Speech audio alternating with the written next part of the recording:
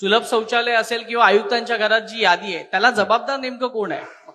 नाही, आता याच्यामध्ये ही जी यंत्रणा आहे, मतदार यादीची यंत्रणा वेगळी आहे. ही ऍक्च्युअली याच्यावर तुमचा वचक नाहीये का या यंत्रणेवर? आम्ही फक्त ती यादी अडॉप्ट करतो. आम्ही फक्त ती जी यादी ती अडॉप्ट करतो. एक पर्टिक्युलर डेट ठरवतो आणि त्या डेटला ती यादी आम्ही अडॉप्ट करतो. त्याची शहानिशा कोण करतं? सर, शहानिशाचे जे प्रकार आहेत ते सांगितलं मी. दुबार मतदार असतील तिथे आम्ही बघतो, चुकीच्या प्रभागामध्ये गेला ती आम्ही बघतो, नाव इन्क्लूड झालं नाही, विधानसभा मतदार यादीमध्ये नाव आहे पण याच्यामध्ये नाही आहे, ते इन्क्लूड करतो. काही क्लरिकल मिस्टेक्स असेल, एरर असेल ते इन्क्लूड करतो. सर, ज्या ठिकाणी जागा नाहीये त्या ठिकाणी मतदार झालं का? ज्या ठिकाणी ज्या ठिकाणी जागाच नाहीये, फक्त रिकामी आहे, त्या ठिकाणी मतदार आहेत. मग हे याच्या संदर्भात काहीतरी असेल ना, काहीतरी जबाबदारी असेल साहेब.